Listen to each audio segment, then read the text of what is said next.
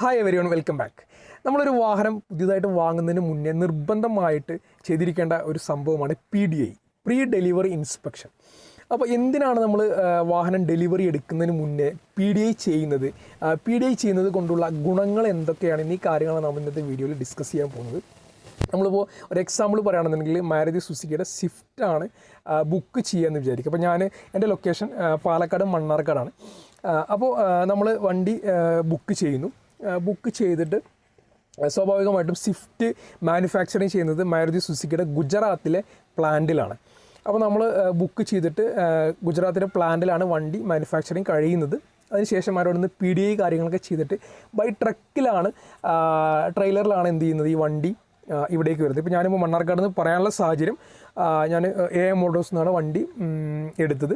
അപ്പോൾ വണ്ടി AM മോട്ടോഴ്സിൻ്റെ മലപ്പുറത്താണ് our head office. അപ്പോൾ മലപ്പുറത്തേക്കാണ് എൻ്റെ വണ്ടി നമ്മൾ സ്വിഫ്റ്റ് ബുക്ക് ചെയ്യുകയാണെന്നുണ്ടെങ്കിൽ മലപ്പുറത്തേക്കാണ് വരുന്നത്. ഞാൻ എക്സാമ്പിൾ സഹിതം ഒന്ന് മനസ്സിലാക്കാൻ വേണ്ടി പറയുന്നതാണ്. അപ്പോൾ മലപ്പുറം ടു മണ്ണാർക്കാട് ഒരു 10-30 കിലോമീറ്റർ, 40 കിലോമീറ്ററിനടുത്ത് വരുന്നുണ്ട്.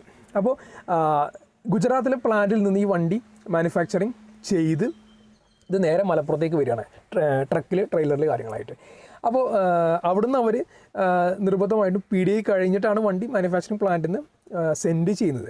അപ്പോൾ ഈ ട്രക്കിൽ വരുന്ന സമയത്ത്, അതേപോലെ ഇത് യാർഡിൽ വന്ന് ഇറങ്ങുന്ന സമയത്ത്, അതിനുശേഷം ഇത് മണ്ണാർക്കാട്ടേക്ക് എത്തണം. മണ്ണാർക്കാട്ടേക്ക് ഇത് ട്രക്കിലും ഇതിലും കൊണ്ടുവരാൻ കഴിയില്ല. അപ്പോൾ ഇത് ബൈ റോഡിൽ വരണം. അപ്പോൾ ചില സാഹചര്യങ്ങളിൽ കുറച്ച് കിലോമീറ്റർ റോഡ് ബൈ റോഡ് വരും.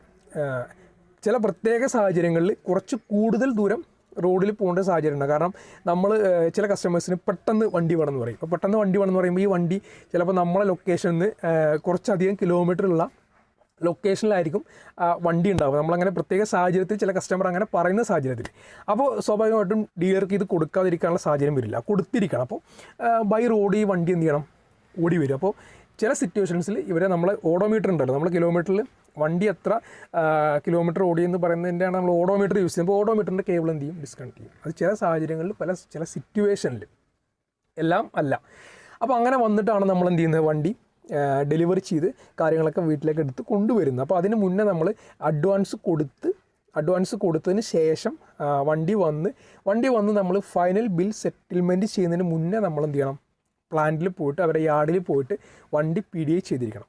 അപ്പോൾ വീഡിയോ കാണുന്ന പലർക്കും ഒരു സംശയം ഉണ്ടാകും, ഇത് ഇപ്പോൾ ടാറ്റ ആണെങ്കിൽ ടാറ്റ അവിടുന്ന് ചെയ്യില്ലേ, ടാറ്റയുടെ മാനുഫാക്ചറിങ് പ്ലാന്റിൽ നിന്ന് ചെയ്യില്ലേ, അല്ലെങ്കിൽ ടാറ്റയുടെ KVR ഡീലറിൽ ടാറ്റ ചെയ്യില്ലേ, എക്സാമ്പിൾ പറഞ്ഞതാണ്, അല്ലെങ്കിൽ മാരുതി സുസുക്കിയുടെ ഇൻഡസ്ട്രിയിൽ ചെയ്യും.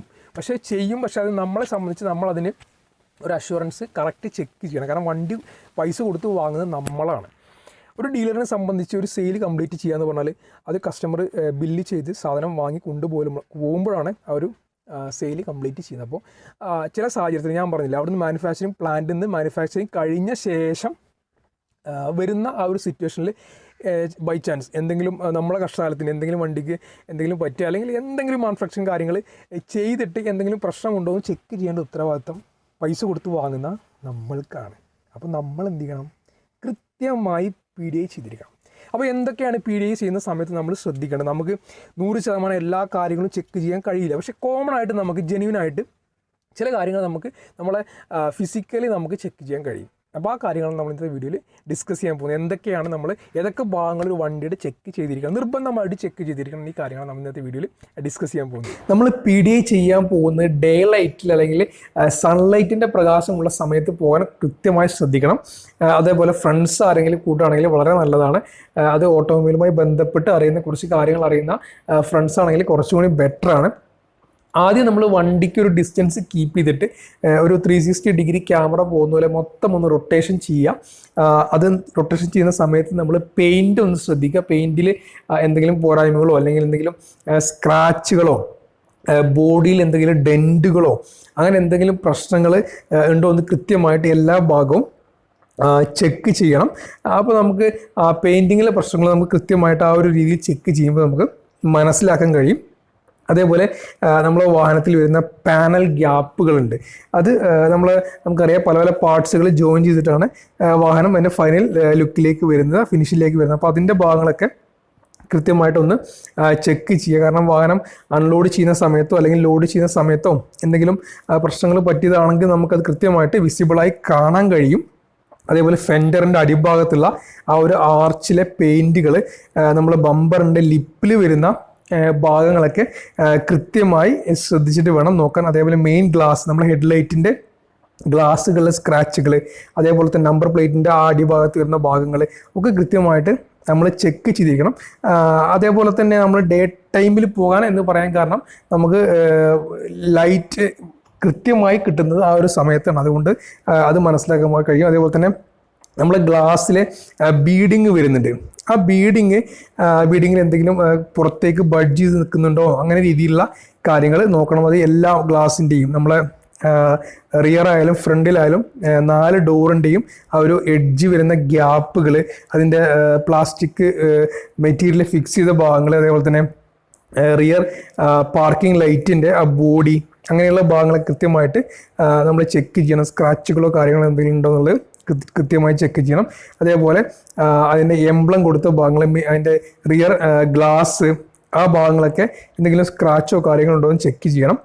അതേപോലെ നമ്മളെ വാഹനത്തിൻ്റെ ഡിക്കി, അതായത് ബൂട്ട് ഓപ്പൺ ചെയ്ത് കഴിഞ്ഞിട്ട് അതിൻ്റെ പേസ്റ്റിങ്ങുകൾ വരുന്നത്, അതിൻ്റെ എഡ്ജ് ഭാഗത്തായിട്ട് കമ്പനിയിൽ നിന്ന് തന്നെ വരുന്ന ഒരു പേസ്റ്റിങ് പോലുള്ള ഭാഗമുണ്ട്. അപ്പോൾ ഭാഗങ്ങൾ കൃത്യമായിട്ട് ഒന്ന് കൈകൊണ്ട് തൊട്ട് നോക്കാം. ഇതൊക്കെ ഡാമേജ് വരാൻ സാധ്യതയില്ല. ഇൻ കേസ് എന്തെങ്കിലും ഉണ്ടെങ്കിൽ നമുക്ക് കൃത്യമായിട്ട് മനസ്സിലാക്കാൻ കഴിയുന്നത് കൊണ്ടാണ് ഉദ്ദേശിക്കുന്നത്. ജസ്റ്റ് ഒന്ന് ചെക്ക് ചെയ്തോ. അവിടെ എന്തെങ്കിലും പ്രശ്നങ്ങളുണ്ടെങ്കിൽ ആ ഒരു പേസ്റ്റിങ് പോയിട്ടുണ്ടാവും, ആ ഒരു ഫിനിഷിങ് കട്ടായിട്ടുണ്ടാവും. അതേപോലെ അതിൻ്റെ എഡ്ജിൽ വരുന്ന ഭാഗങ്ങൾ അതൊക്കെ കറക്റ്റ്, ഗ്ലാസിൻ്റെ ബ്രേക്ക് ലൈറ്റ് വരുന്ന ഭാഗങ്ങളൊക്കെ കൃത്യമായിട്ട് ഒന്ന് ചെക്ക് ചെയ്തിരിക്കണം. അതേപോലെ അതിൻ്റെ പാർസൽ ട്രേ, അത് ഓരോ വാഹനങ്ങളിൽ ഓരോ മോഡലിൽ വ്യത്യാസം വരും. അതേപോലെ തന്നെ നമ്മൾ സ്പെയർ വീലിൻ്റെ ക്വാളിറ്റി, അതായത് ഫ്രഷ് അല്ലേ, അത് കാര്യങ്ങൾ ജസ്റ്റ് ഒന്ന് ചെക്ക് ചെയ്യുന്നത് വളരെ നല്ലതാണ്. നമ്മളെ വാഹനത്തിൻ്റെ ടയറുകളൊക്കെ ഏകദേശം 5 ടയറും സ്പെയർ വീൽ ചേർത്തിട്ട് എല്ലാം സെയിം കമ്പനി ആയിരിക്കും. ചില വാഹനങ്ങളിൽ സ്പെയർ വീലിൻ്റെ റേഡിയസ് സൈസ് വ്യത്യാസം, അതായത് കുറഞ്ഞ സൈസിലാണ് വരുന്നത്. നമുക്ക് മാരുതിയിലാണെങ്കിൽ അത് എല്ലാം ഈക്വൽ ആണ്. അപ്പോൾ അത് ഈ വാഹനം വാഗണറാണ്. ഇതിന് സ്പെയർ വീലും നോർമൽ വീലും സെയിം സൈസാണ് വരുന്നതിന് ശേഷം നമുക്ക് front door, driver side door open ചെയ്യാം. അപ്പോൾ ഡ്രൈവർ സൈഡ് ഡോറ് ഓപ്പൺ ചെയ്യുന്ന സമയത്ത് ഫുള്ളായിട്ട് ഓപ്പൺ ചെയ്യുക. അതേപോലെ റിയറിലെ പാസഞ്ചർ സൈഡിലെ ഡോർ ഓപ്പൺ ചെയ്യുന്നതിൻ്റെ ബീഡിങ്ങുകൾ ഞാൻ നേരത്തെ പറഞ്ഞ പോലെ തന്നെ ആ ഒരു പേസ്റ്റിങ് ചെക്ക് ചെയ്തതിന് താഴെ പ്രത്യേകം ശ്രദ്ധിക്കണം. താഴെ ഭാഗത്ത് എന്തെങ്കിലും ഡെൻറ്റുകളോ അതുപോലെയുള്ള കാര്യങ്ങളുണ്ടോയെന്ന് കൃത്യമായിട്ട് ചെക്ക് ചെയ്യണം.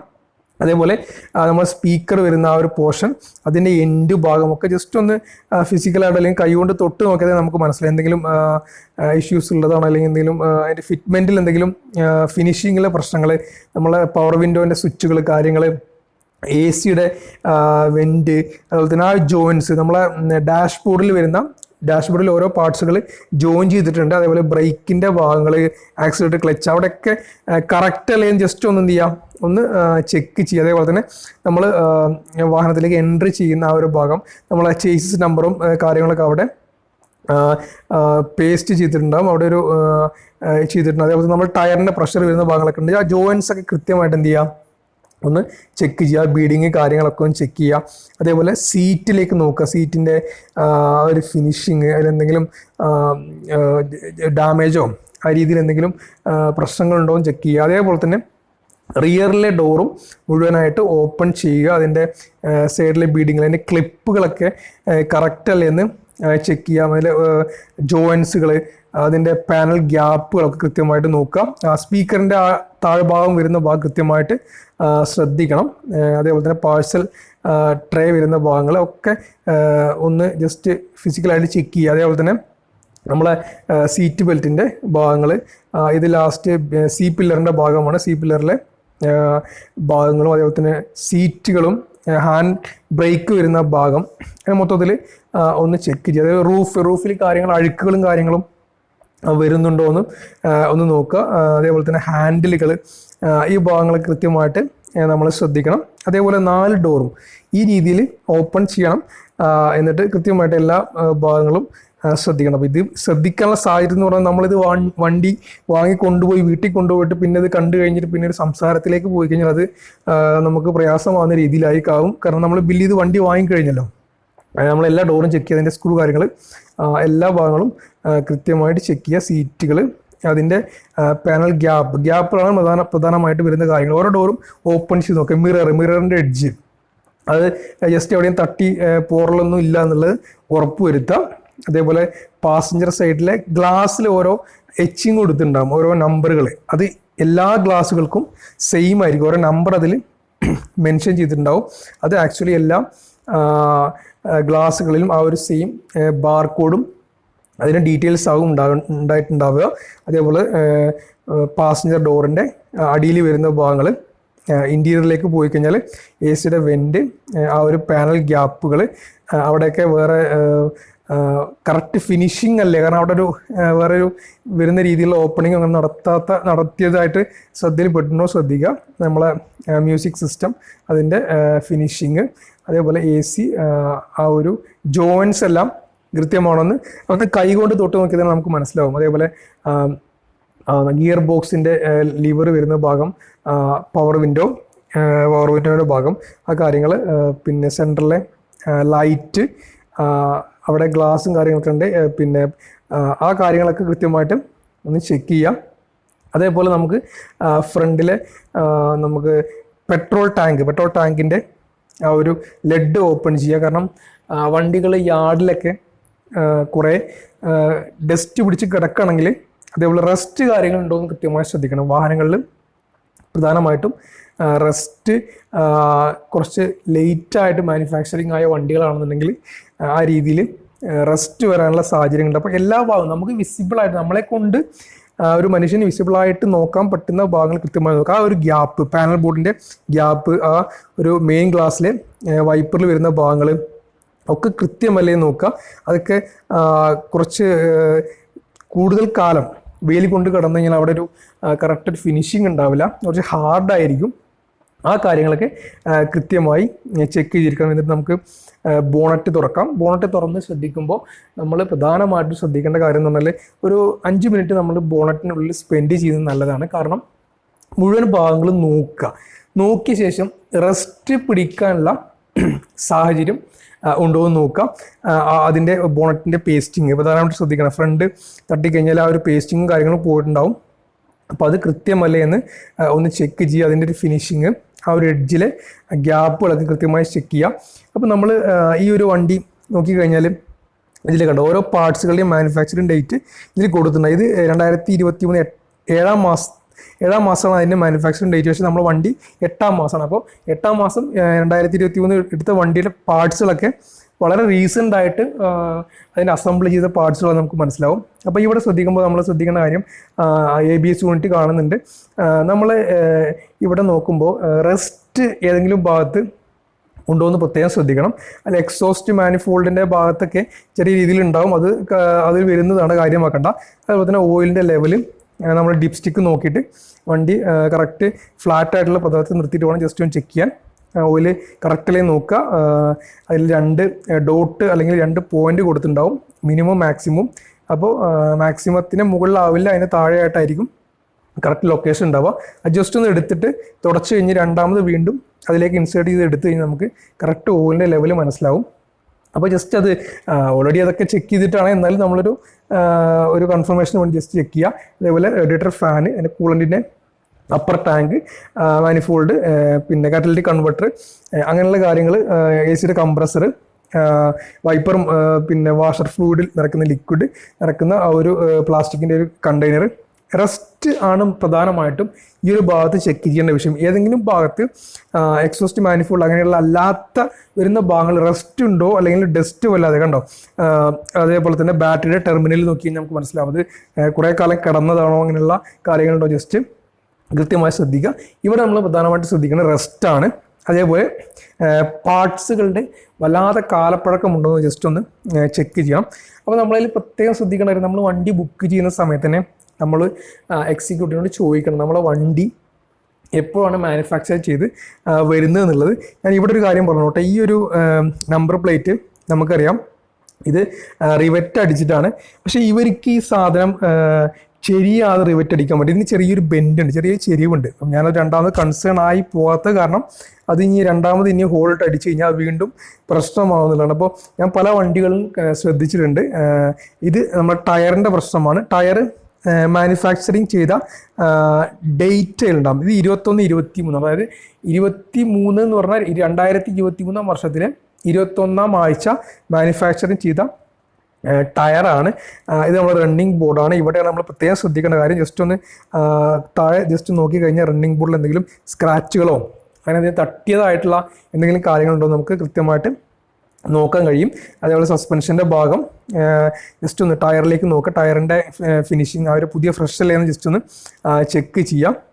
അപ്പോൾ ഞാൻ നേരത്തെ പറഞ്ഞ നമ്പർ പ്ലേറ്റ് എന്ന് പറഞ്ഞാൽ ഈ നമ്പർ പ്ലേറ്റ് റിവെറ്റ് അടിച്ചിരിക്കുന്ന ചെറിയൊരു ചെരിവിലാണ്. അപ്പോൾ അതാണ് നമുക്ക് AM1 വണ്ടി എടുത്തപ്പോൾ ഒരു പിന്നെ ഡിസ്കംഫർട്ടായിട്ട് ഫീൽ ചെയ്ത്. കാരണം നമ്മളൊരു 7 ലക്ഷം കൊടുത്ത് വണ്ടി എടുക്കുമ്പോൾ ഞാൻ പ്രത്യേകം വിളിച്ച് പറഞ്ഞ കേസാണ് നമ്പർ പ്ലേറ്റ് ചെരിയരുത് എന്നുള്ള. അപ്പോൾ അത് ചെറിയ പൊടിക്ക് ഒരു ചെരിവുണ്ടത്. അപ്പോൾ അത് ചെയ്തവൻ്റെ ഉത്തരവാദിത്തമാണ്. അത് അങ്ങനെ പോട്ടെ. അപ്പോൾ പിന്നെ വണ്ടി ജസ്റ്റ് ഒന്ന് സ്റ്റാർട്ട് ചെയ്യുക. വണ്ടി ഉള്ളിൽ കയറിയിട്ട് വണ്ടി ഒന്ന് സ്റ്റാർട്ട് ചെയ്താൽ അപ്പോൾ എഞ്ചിൻ്റെ നോയ്സ് ഒന്ന് ചെക്ക് ചെയ്യുക. അതേപോലെ തന്നെ AC ഒക്കെ ഒന്ന് ജസ്റ്റ് ഒന്ന് പ്രവർത്തിപ്പിച്ചിട്ട് അതിൻ്റെ എല്ലാം കറക്റ്റ് അല്ലേ, അബ്നോർമൽ നോയ്സ് വരുന്നുണ്ടോ എന്നുള്ള കാര്യം കൃത്യമായി ശ്രദ്ധിക്കണം. കാരണം അങ്ങനെയാണെങ്കിൽ എന്തെങ്കിലും ഇഷ്യൂ ഉണ്ടെന്ന് നമുക്ക് കൃത്യമായി മനസ്സിലാക്കാം. അപ്പോൾ ഇത് ബേസിക്കായിട്ട് നിങ്ങൾ PDI ചെയ്യാൻ പോകുന്ന സമയത്ത് കൃത്യമായി ശ്രദ്ധിച്ചിരിക്കണം. പ്രധാനമായിട്ടും ഫിസിക്കലായിട്ട് വണ്ടിക്ക് ചുറ്റും നടന്ന് നോക്കുക. പെയിൻറ്റിലോ ബോഡിയുടെ പാർട്സിലോ എന്തെങ്കിലും ഡെൻറ്റോ അല്ലെങ്കിൽ കറക്റ്റ് ഫിക്സ് ആകാത്ത രീതിയിലുള്ള എന്തെങ്കിലും പ്രശ്നങ്ങളോ കൃത്യമായിട്ട് ചെക്ക് ചെയ്യുക. അതേപോലെ തന്നെ വണ്ടി ഒന്ന് സ്റ്റാർട്ട് ചെയ്യുക, എഞ്ചിൻ ഓയിലിൻ്റെ ലെവൽ നോക്കുക. അപ്പോൾ ഇതൊക്കെ നിങ്ങൾ ഒരു PDI ചെയ്യാൻ പോകുന്ന സമയത്ത് കൃത്യമായി ശ്രദ്ധിച്ചിരിക്കണം. അപ്പോൾ നമ്മളൊരു പുതിയ കാറ് വാങ്ങാൻ പോകുന്ന സമയത്ത് കൃത്യമായി നിർബന്ധമായി PDI ചെയ്തിരിക്കണം. അല്ലാതെ നമ്മൾ ഇതൊന്നും അറിയാതെ ഇതൊന്നും നോക്കാതെ വണ്ടി ഡെലിവറി എടുത്ത് വീട്ടിൽ വന്ന് നാളെ ഒരു മേജറായിട്ടോ അല്ലെങ്കിൽ മൈനറായിട്ടോ ഇഷ്യൂ വന്നു കഴിഞ്ഞാൽ തിരിച്ച് ഷോറൂമിൽ പോയി സംസാരിക്കുന്നതിനെക്കാട്ടിയും വളരെ ബെറ്ററാണ് പ്രീ ഡെലിവറി ഇൻസ്പെക്ഷൻ ചെയ്യുക എന്നുള്ളത്. അപ്പോൾ വീഡിയോ കൊണ്ട് എല്ലാവർക്കും PDI എന്താണെന്നും അതിൻ്റെ ബേസിക്കായിട്ട് നമ്മൾ ശ്രദ്ധിക്കേണ്ട കാര്യം എന്താണെന്നും മനസ്സിലായി എന്ന് വിചാരിക്കുന്നു. ഇത് ഞാൻ മലപ്പുറം AM മോട്ടോഴ്സിൻ്റെ യാളിൽ PDI ചെയ്യാൻ പോയ സമയത്ത് എടുത്തു വെച്ചൊരു വീഡിയോ ആണ്.